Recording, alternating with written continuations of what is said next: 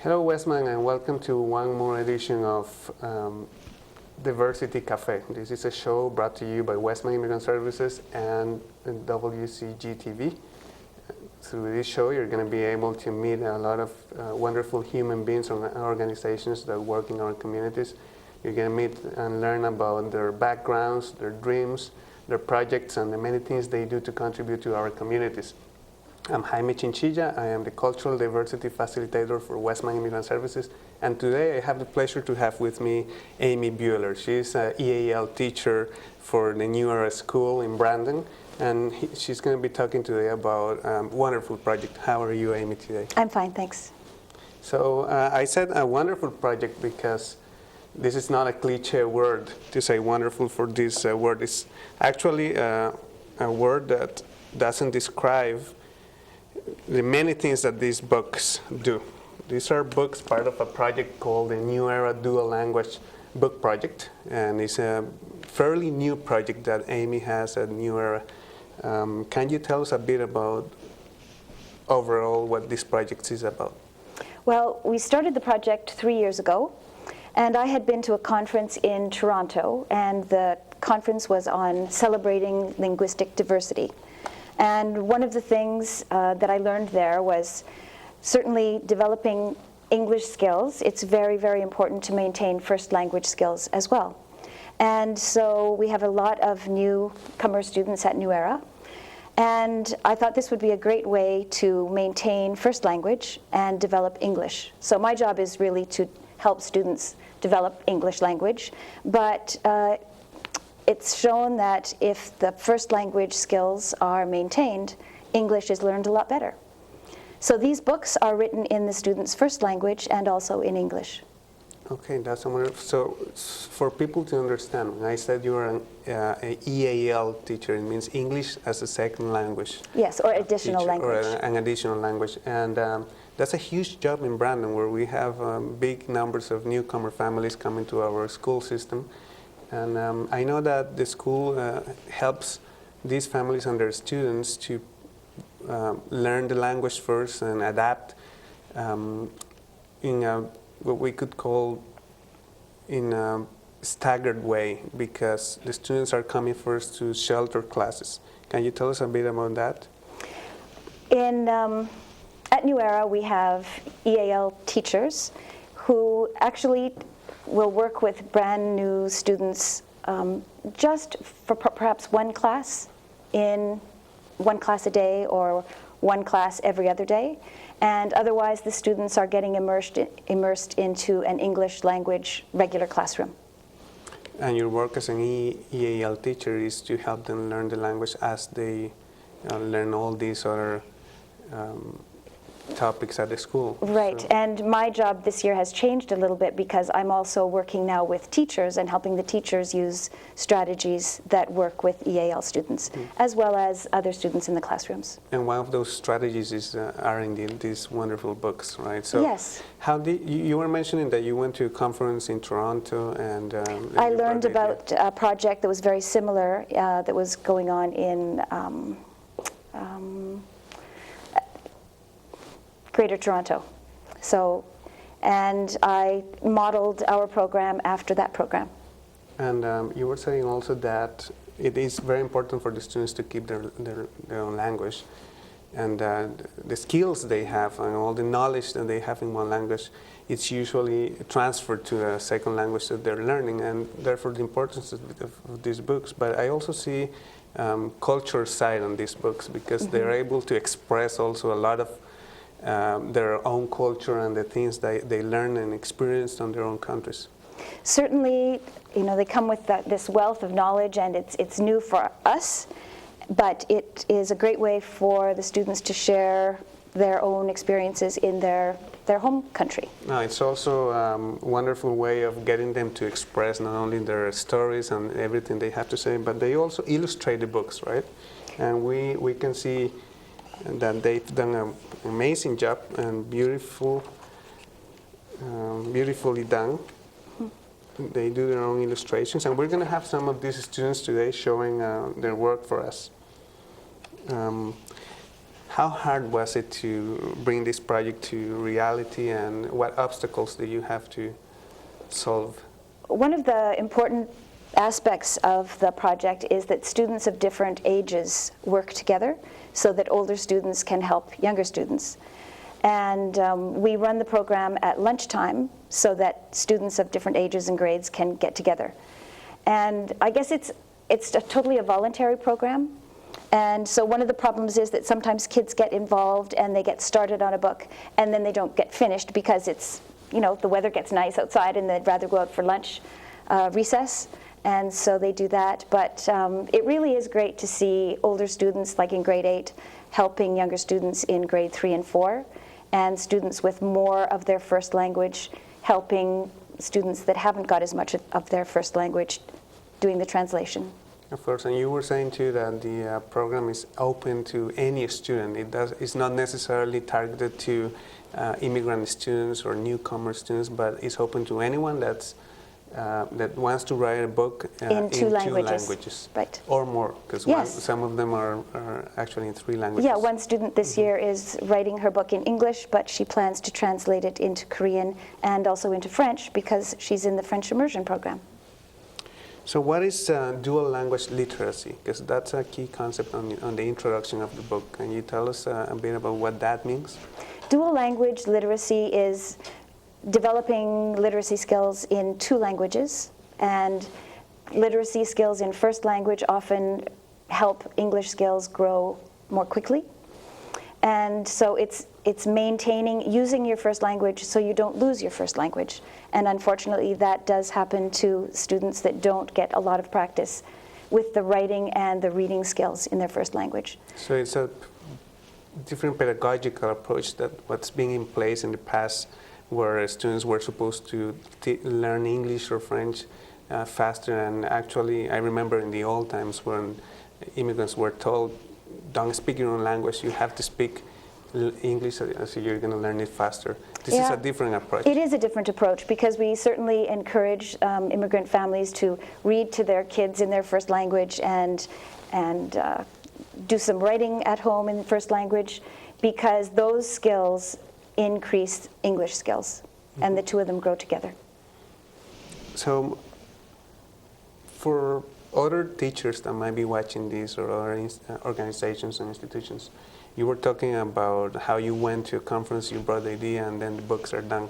That sounds like magic, but there is a lot of hard work involved. How long does it take to print a beautiful book like this from scratch? Basically, the children work on the art and writing the stories in the 2 languages over the course of 1 school year. And then the process of getting them printed happens the next year. I am a practicing artist and art educator, and one of the areas that I use as in my own artwork is photography. So I photograph all of the students' work, and I get portraits of the students, and then those images go to the publisher with the texts in English and in first language. And then we have to have editors, because I can't edit anything but the English. And so it is quite a back and forth process even after the students are finished their part of the job. And although it takes that long and it's that difficult, you're ready to print a second batch of books in March, right? Yes, so the books that the students worked on last year will be printed by the end of June this year, and now we have students who are writing books this year that won't be printed until next year. But we're ever increasing the number of books we have, and these books have been printed twice, 50 copies of 9 different books, and they're going to be printed again, so that'll be 75 of each one of these books. And then we'll probably get 50 copies of each of the books from last year, because it is growing. So if people were willing to get these books for their own families and to help their kids to keep and learn a new language, how could they acquire the book? The books are all about $20, and I can be contacted at New Era School, and people can purchase the books through me at New Era School. Are these books going to be available at other libraries in other schools and through the school system in Brandon? One part of the project was making sure that a set of the books was in every school library in the city, and the Brandon School Division paid for the printings, and so every school library already has a set of the books, and there's a set of the books in the public library as well. But we had extra copies made so that people could purchase. Now, I think this is a very powerful project because of everything that we have been talking about in terms of pedagogy and education and culture. So have you been asked to do this for other divisions, or are you trying to, let's say, export this idea to other divisions in Manitoba and outside of the province? Well, the school division has actually promoted the project, and they have sent copies of the books to a number of dignitaries in Manitoba and to a few people outside of the province. Brandon University, for example, got a set of the books, and they decided they wanted to help support the project. So they are helping print the next set of books. So that's good. Another school in Brandon has already started the project, and I'm giving an in-service for other teachers in Brandon probably in March, just to give them an idea how to get started in their schools. And in terms of outside the province, I'm not sure about that, but I do know that some EAL coordinators in Winnipeg got sets of the books, and they're using the books in Winnipeg schools. That's right. So I heard that's that exciting. even the Premier Selinger had to say something about the books, isn't it? Well, Premier Selinger got a set of the books from the school division, and he was very complimentary about the books.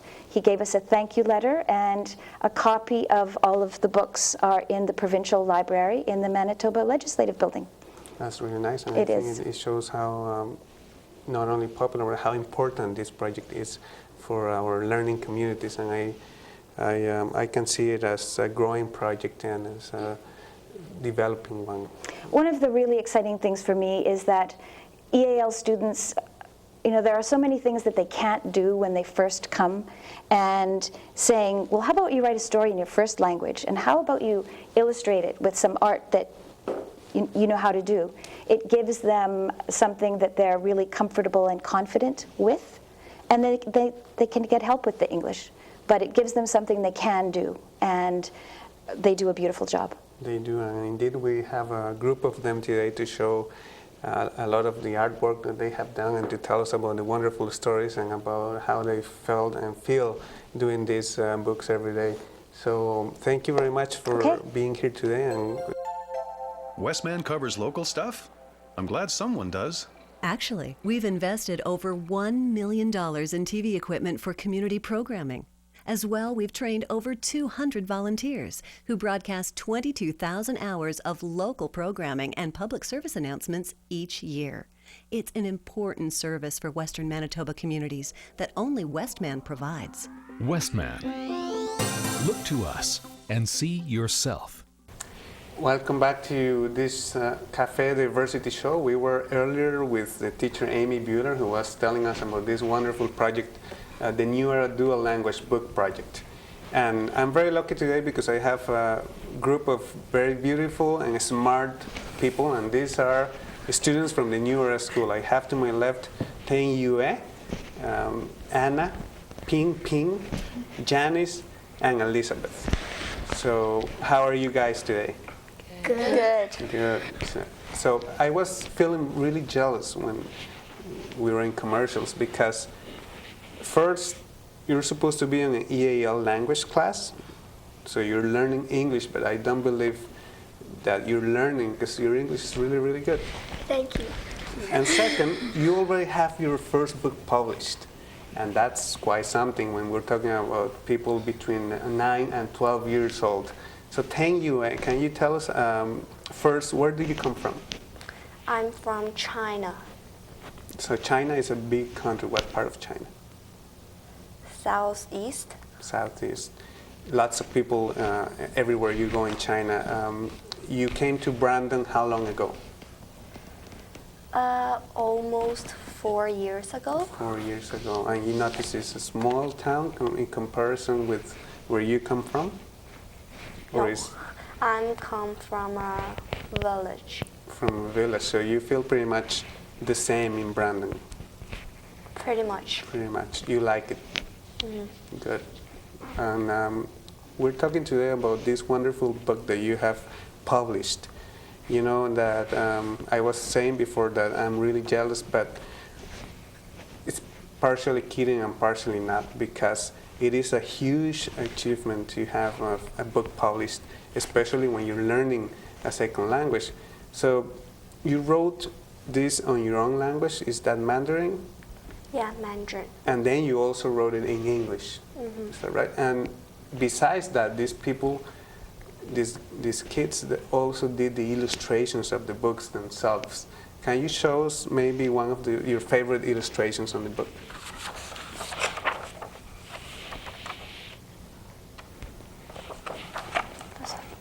Okay.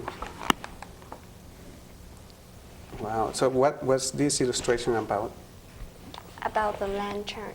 The lantern. So on your book, you're talking about the lantern, obviously. Maybe you want to read the text that is going with that illustration for people? Okay. You might go to a friend's home to eat dinner. 你可以去你朋友家里吃晚餐。You can have a beautiful lantern for the new year. 你可以有一个非常漂亮的灯笼。Very nice. So part of what you do with these books is telling your own stories. What's your story about? It's about Chinese New Year. And a lot of people are familiar with that because we have a huge Chinese community here. How do you feel about writing about your own tradition? We have lots of fun. Fun, of course. And it's a lot of work. You have to do this through a long time, and you have to go to a class to write this book, as Amy was telling us. How long, roughly, did it take for you to write this book? A year. A year. Wow. Well, thank you very much for showing us your work. I'm sure people will be willing to read your story in all the schools and the community. So, Anna, you were telling me you're in grade 7. Grade 7. So you're probably the oldest of this group. So you have a huge responsibility. No, I'm just kidding. But you wrote also a wonderful book that you're holding on your hands. Can you show us the cover for everybody to see? Yes. What's the name of your book? Angel Wing. Angel Wing? Angel Wing. Angel Wing. And what is the Chinese title? 天使的翅膀. And that, of course, means angel wing. Yes. And what's your story about? About a girl was dead, and then she grew a wing. Wow. So how long have you been learning English? 1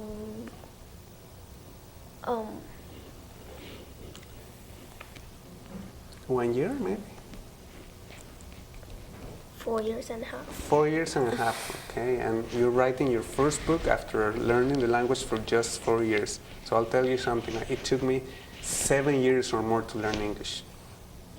So you're very, very smart. You also did the illustrations for this book. Can you show us your favorite illustration? Okay.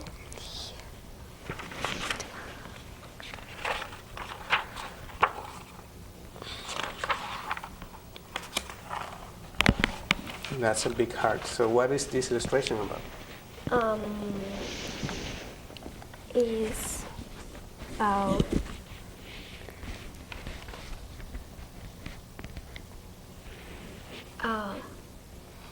myth. Okay. So you want to read what is on the illustration, maybe? Okay. There's a Chinese myth from a long time ago called Angel Wing. 很久很久以前有一个传说，如果有一个很善良的女孩死掉了，那她就会长出翅膀。 So if people read your book, they will be reading about all these myths and the angel wing that it's traditional from China. You're from China as well. Yes. And what part of China? Southeast. So you're from the same region. That's interesting. And how did you like being able to write on your own language? Because I can improve my Chinese. Good, and you're learning English as well, so you don't have to forget the Chinese. Yes.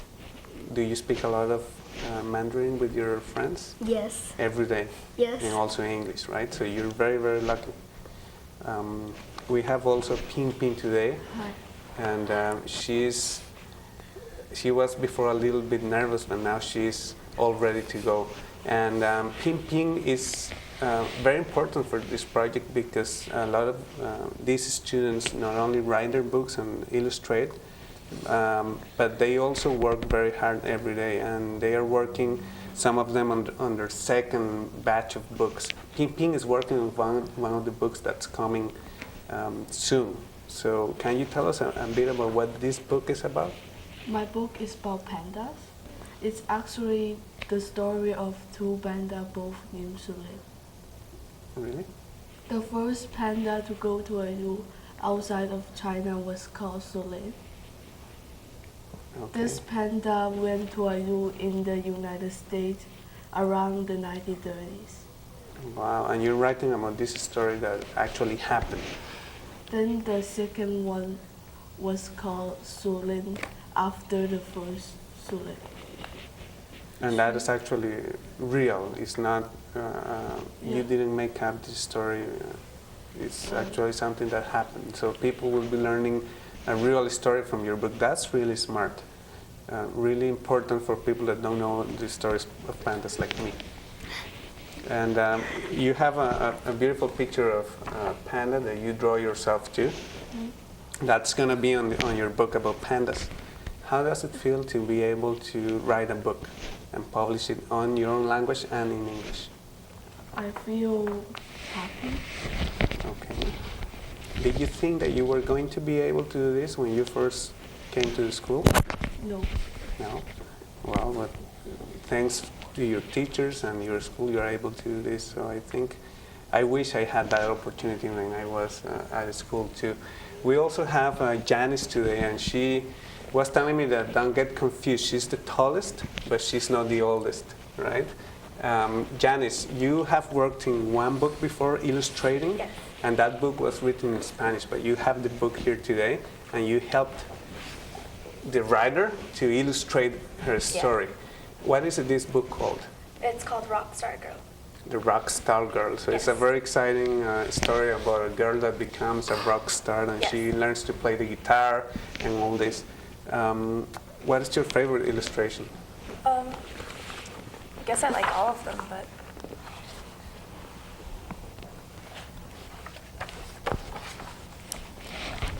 That's a lot of dresses. yeah. Yeah. I had two other girls who helped me with this. Nice. So you must have a lot of dresses in your home. No, not many. No, really? I just So it's- love drawing them. Oh, you love drawing, and you do a really good job. Thank you. Do you have to read the story to figure this out, or was it very quick that you knew what to? We sort of had to read it through, I guess, a few times before we really knew what to draw. But after that, went pretty smoothly. So you had to work together with the other students. Yes. How about your teachers? What kind of help do you get from the teachers Well, to do this? when we did our biographies, our autobiographies, my teacher, I actually speak French too. He helped with the French translation of my biography. And Ms. Buehler helped me with the English grammar. Yes, and you speak 3 languages then. What's the Yes. third language? Korean. Korean. So you're originally from Korea, Yeah, obviously. South Korea. How long since you came to Canada? Almost 7 years. So in 7 years, you managed to learn French, or you spoke French from before? Oh, I learned English when I came to Canada when I was in kindergarten, grade Okay. 1, and then I started French again when I moved. Okay, so as I said before, these girls have pretty quick marks for learning a language, and of course projects like this help a lot. Now, your teacher was telling us that it takes a lot of work to get this done. How long since you started your first participation on this The book? first book took, well, we didn't really know until around half of the year was over. So it took around, I guess, about 5 months to get all the illustrations done and our biographies done. And the books are written in your own language, of course, and English. How does it feel to be able to see both languages together, and especially to be able to express in your own language? It's really cool, I guess, because in Brandon there are not too many Koreans that live, but there are still some, and it's cool that they can, read from their own language and not forget it. And you think other kids will be able to get something out of these books? Will they learn something? Yeah, in certain subjects and, even the illustrations. If the little kids can't read yet, they can look at the pictures and, get inspiration. Mm-hmm. We also have today Elizabeth. Elizabeth, she's originally from Honduras, and she was telling me that she's a very good punta dancer, right? Of course, she loves to participate in different projects in her school too, and she's brought today a piece of art, and that is very precious. Can you show us your work, Elizabeth? Maybe you can hold it this way. Yeah. So what is this, Elizabeth? Can you tell us about? This one, I made it in my book. And this one, I just did it in EAL. And that first one looks like a pizza. Is It that is. right? So you like to eat pizza, or is it on part of your story? Both. Both? You love eating pizza, and it's part of your story. And the second one, It's supposed to be me. it's you, so it's a self-portrait. That's very beautiful. It's very hard to work with this material. Well, it would be for me, so it's really, really, really good job. How long did it take to do this artwork? Like 1 year. 1 year? And this picture and everything else that you do will be seen by a lot of people because it's going to be published in these books. How do you feel about that? Happy. Yeah. When you were in Honduras, did you think that you were going to write and paint for books? No. No. And you have to go every week to work on this project. Yep. When you are going, what do you think? Do you like going to this, or is it part of the school, or I like to go in. you like it? And you speak, you were telling me you speak Spanish, and you also speak a little bit of Garifuna, right? Yep. What's your story about? About food we love. Pardon? About food we love. About food we love, like pizza. What is some kind of food that you love eating in Honduras that you can eat here that much? Pizza. There's a lot of pizza in Honduras, and you also eat pizza here, so you're lucky you can eat it in both countries. Can you tell us a little bit of your story in your own language? It can be Spanish or Garifuna, it doesn't matter. Tell us the name of the story in Spanish. Comida que nos gusta. La comida que nos gusta. Oh, that's the food we love, as she said. So I think that maybe you are going to be writing a lot of cooking books in the future. Yeah, I like cooking. You like cooking too? Yeah. No, that's just a joke. But thanks, girls, for being here with me today, and thanks for showing me your wonderful work.